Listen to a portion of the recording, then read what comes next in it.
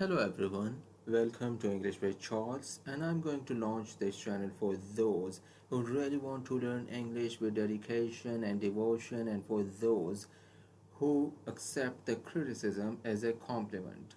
इसका मतलब ये हुआ कि अगर मेरा कोई फ्रेंड मेरी इंग्लिश के मिस्टेक्स को हाईलाइट करता है तो मैं अपनी इंग्लिश को इम्प्रूव करने की कोशिश करूँगा बजाय इसके कि मैं आर्ग्यू करूँ। अब मैं आपको रीज़न्स बताना चाहता हूँ कि ये इंग्लिश चैनल बनाने के बारे में मैंने क्यों सोचा। आप देख सकते हैं कि आजकल बहुत से इंग्लिश लैंग्वेज सेंटर्स ओपन हो चुके हैं जो हाई फ़ी स्ट्रक्चर अप्लाई करते हैं और ज़्यादातर वो लोगों का टाइम ही वेस्ट करते हैं।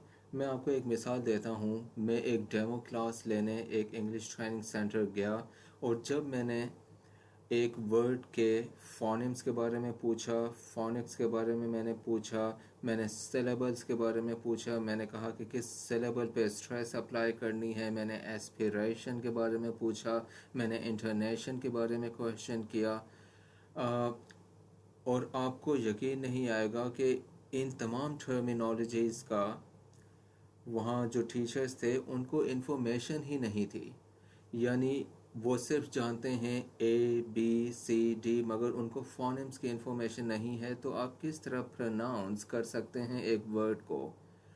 इसके अलावा एक और रीज़न है कि जब भी मैं अपने रिलेटिव्स या अपने फ्रेंड्स या मैं टीवी शोज़ देखता हूँ, साउथ एशियन टीवी चैनल्स का मैं ज़िक्र करना चाहूँगा, तो मुझे इतनी मिस्टेक्स नज़र आती हैं कि अगर मैं एक लिस्ट बनाऊं तो वो लिस्ट काफ़ी बड़ी बन जाएगी। मैं आपको कुछ वर्ड्स में बताता हूँ।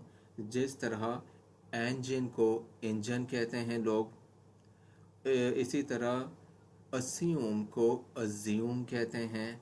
और मुझे पता नहीं अज्यूम क्या होता है। इसी तरह कंज्यूम को कंज्यूम कहते हैं, यानी एस्पिरेशन भी अप्लाई नहीं करते। इसके अलावा जी या जेड की साउंड भी ऐड कर देते हैं। इसी तरह अगर हम केमिस्ट्री की बात करें तो उसमें मोलेकुलर को मोलिक्यूलर कहते हैं। अगर हम फिज़िक्स की बात करें तो कैपिलरी को कैपिलरी कहते हैं। इसी तरह गवर्नमेंट को गवर्नमेंट कहते हैं। कॉन्टैक्ट को कॉन्टैक्ट कहते हैं।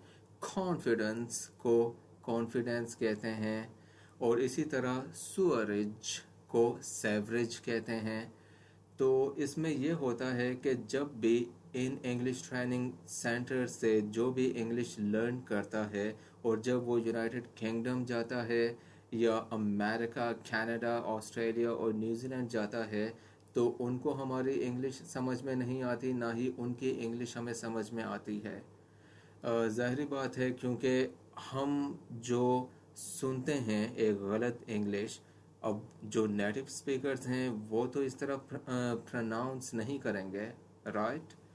अब मैं मूव करता हूँ। इससे पहले मैं आपको बता दूँ कि डेमो क्लास लेने में इसलिए गया था क्योंकि इनके मैं इंग्लिश के जो लर्निंग मेथड्स हैं उनको मैं ऑब्ज़र्व करना चाहता था और इनकी जो प्रोनंसिएशन है उसको मैं नोट डाउन करना चाहता था, क्योंकि मैं अभी ओरल इंग्लिश टीचर की हैसियत से मैं सर्व कर रहा हूँ चाइना में एक पब्लिक हाई स्कूल में। मैं आपको अपना इंट्रोडक्शन देता हूँ। I am already masters in engineering management from the United kingdom and I am also TEFL certified. अब ये सर्टिफिकेशन इतनी ज़्यादा इम्पॉर्टेंट है कि अगर आप टीच करना चाहते हैं in any part of the world, आपको ये सर्टिफिकेशन की ज़रूरत पड़ेगी। इसके अलावा मैं इंग्लिश कम्युनिकेशन सर्टिफिकेट भी है मेरे पास साउथ अफ्रीका से। अब जो सबसे इम्पोर्टेंट चीज़ मैं आपको यहाँ मेंशन करना चाहूँगा, मेरी कॉन्टैक्ट डिटेल्स, राइट। अगर आप मुझसे कांटेक्ट करना चाहते हैं तो you can shoot me an email at any time charlesenglishlearning@gmail.com। इसके अलावा आप मुझे फेसबुक पे भी फॉलो कर सकते हैं, आप मुझे इंस्टाग्राम पे भी फॉलो कर सकते हैं और ट्विटर पे भी फॉलो कर सकते हैं। और जो सबसे इम्पोर्टेंट जो है मेरा मोबाइल नंबर है, आप इसको नोट डाउन कर सकते हैं। ये जितनी भी कॉन्टैक्ट डिटेल्स हैं ये मैंने डिस्क्रिप्शन में भी दे दी हैं मैंने। और अगर आप मुझे व्हाट्सएप पे ऐड करेंगे तो मैं डेली 1 आवर इस पर मैं ऑनलाइन होता हूँ। मेरा एक इंग्लिश का ग्रुप है।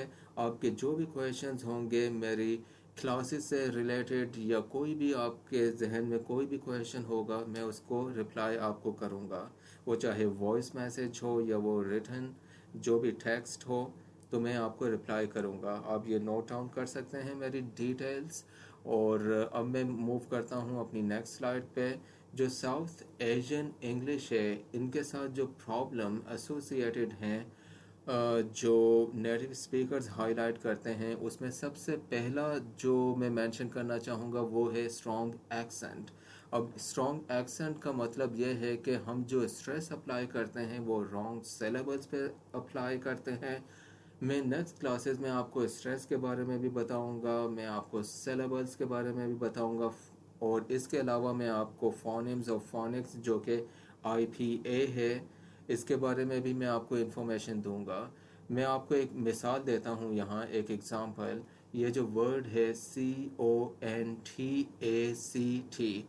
आप जब भी ये वर्ड टाइप करेंगे ऑनलाइन डिक्शनरी पे, तो आपको हमेशा ब्रैकेट में या उसके नीचे आपको ये लेटर्स नज़र आते हैं, स्पेसिफिक लेटर्स, राइट। ये होते हैं फोनेम्स। और जब आप फोनेम्स को रीड करना सीख जाते हैं तो आपकी जो प्रोनंसिएशन है वो काफ़ी इम्प्रूव हो जाती है। तो सबसे पहले आपको यूके की प्रोनंसिएशन में आपको बताता हूँ। कॉन्टैक्ट, राइट, इस पे स्ट्रेस भी अप्लाई की है, इस पे मैंने एस्पिरेशन भी अप्लाई की है। अगर हम यूएस की बात करें तो कॉन्टैक्ट। अब जो गलती करते हैं, हम कहते हैं कॉन्टैक्ट कॉन्टैक्ट। अब अगर आप डिफरेंस करें कॉन्टैक्ट और कॉन्टैक्ट, तो काफ़ी डिफरेंस है, राइट। यहाँ मैं आपको सजेस्ट करना चाहूँगा कैम्ब्रिज डिक्शनरी, जो कि बहुत ही अच्छी डिक्शनरी है। और जब भी आप कोई भी वर्ड टाइप करेंगे तो आपको फोनेम्स हर डिक्शनरी शो करेगी। और इसके अलावा अगर आप कोई डिक्शनरी फॉलो करना चाहते हैं तो dictionary.com काफ़ी अच्छी है। तो इन दो डिक्शनरीज़ को आप कोई भी वर्ड हो, आप उसके फोनेम्स सर्च करें और उनको रीड करने की कोशिश करें, जो मैं अपनी नेक्स्ट क्लासेस में किस तरह फोनेम्स को रीड करना है मैं आपको सिखाऊंगा। अब हम मूव करते हैं कुछ मिसप्रोनाउंस वर्ड्स जो हैं बहुत ही कॉमन है। अब जो इसको हम प्रोनाउंस करते हैं तो हर कोई जो TH मैंने डिफरेंट फॉन्ट कलर से मैंने शो किया है। और अगर हम इसके फोनेम्स देखें, अभी आपको आइडिया नहीं होगा, नेक्स्ट क्लासेस में मैं इसको क्लियर करूँगा इन चीज़ों को।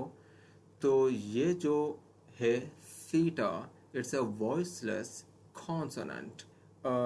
जब भी आप इसको प्रोनाउंस करेंगे, so your tongue must be in between your upper and lower teeth, right, just like, and you have to blow out some air out of your mouth। तो ये क्या हो जाएगा, राइट। मैं आपको एक वीडियो भी शो करूँगा अपनी नेक्स्ट क्लासेस में जब हम थीटा को डिस्कस करेंगे।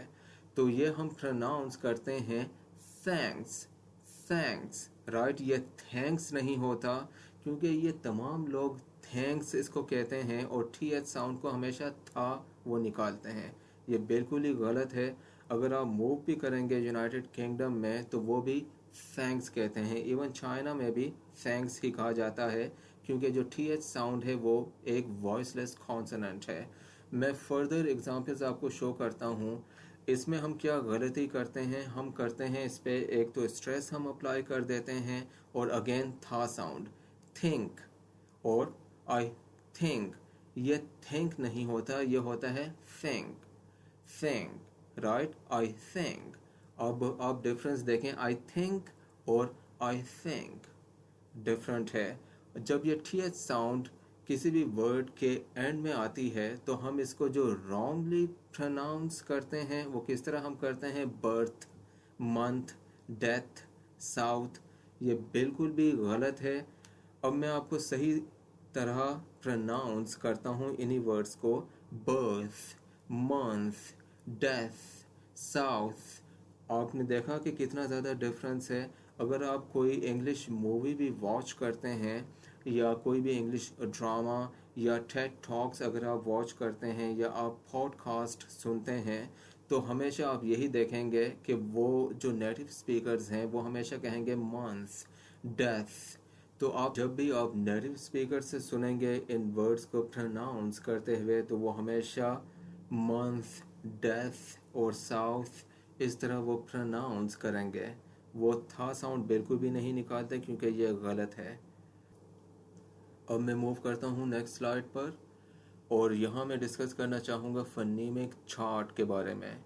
ये जो चार्ट आपको नज़र आ रहा है और इसमें आपको स्पेसिफिक लेटर्स नज़र आ रहे होंगे, और जब इन लेटर्स की हमें इंफॉर्मेशन होती है कि इसको किस तरह प्रोनाउंस करना है, तभी आप किसी भी वर्ड को रीड कर सकते हैं सही तरीके से। और ये इन तमाम जो लेटर्स हैं मैं इनको नेक्स्ट अपनी क्लासेस में डिस्कस करूँगा। और यहाँ सिर्फ मैं आपको बताना चाहता था फनीमिक चार्ट के बारे में, राइट। आप मुझे ईमेल कर सकते हैं या आप ये गूगल भी कर सकते हैं, मैं आपको सेंड कर सकता हूँ या मैं आपको व्हाट्सएप भी कर सकता हूँ, राइट। अब हम मूव करते हैं। हम इस स्लाइड में मैं आपको शो करना चाहूँगा कि जब आप सही इंग्लिश में बात करते हैं, कम्युनिकेट करते हैं सही तरह, तो आपका जो कॉन्फिडेंस लेवल होता है वो काफ़ी बूस्ट करता है। ये कॉन्फिडेंस नहीं होता, ये होता है कॉन्फिडेंस। और जब आप में कॉन्फिडेंस आता है, तो जो इंग्लिश से रिलेटेड टेस्ट हैं जैसे GRE हो गया, आप उसमें सही तरह परफॉर्म करते हैं। टॉफल हो गया या IELTS हो गया जिसमें 4 मॉड्यूल्स होते हैं, speaking, listening, reading and writing, आप उसमें अच्छी तरह परफॉर्म कर पाते हैं, स्पेशली स्पीकिंग में। और जो आपकी करियर ग्रोथ है, ये ग्रोथ नहीं होता, जो ग्रोथ है आपकी ये काफ़ी बूस्ट करती है। फॉर इंस्टेंस आपकी इमिग्रेशन होती है कनाडा की, और आप वहाँ जाते हैं, आपका जॉब इंटरव्यू है, तो उसमें आप सही तरह परफॉर्म कर पाएंगे अगर आपकी इंग्लिश लैंग्वेज पे अच्छी, आपकी कमांड बहुत ही अच्छी है।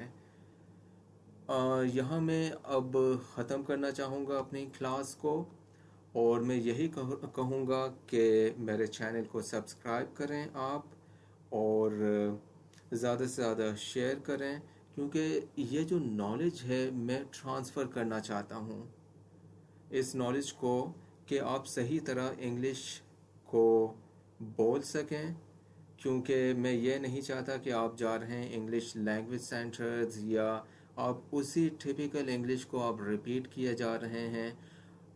चाइना में तो ये होता है कि यहाँ हर कोई अफोर्ड कर सकता है नेटिव स्पीकर्स, क्योंकि यहाँ 80 to 90% जो टीचर्स हैं वो अमेरिका से हैं या कनाडा से हैं या यूनाइटेड किंगडम या ऑस्ट्रेलिया से हैं, और ये अफोर्ड भी कर सकते हैं। और यहाँ उन मुल्कों से टीचर्स आसानी से आ भी जाते हैं, क्योंकि जो सिक्योरिटी इश्यूज़ हैं वो यहाँ बिल्कुल भी नहीं हैं। तो मगर साउथ एशिया में अफोर्ड करना नेटिव स्पीकर्स को इट्स ऑलमोस्ट इम्पॉसिबल। और जो लोकल टीचर्स हैं यहाँ इंग्लिश के, उनकी भी जो नॉलेज है वो इतनी नहीं है कि वो सही तरह प्रोनंसिएशन आपको सिखा सकें। वो सिर्फ आपको ABC पढ़ना सिखा देंगे, आपको फोनेम्स का बिल्कुल भी आइडिया नहीं देंगे। तो इन चीज़ों को हम फर्दर डिस्कस करेंगे अपनी नेक्स्ट क्लासेस में। You take care. Thank you very much for your precious time. Cheers.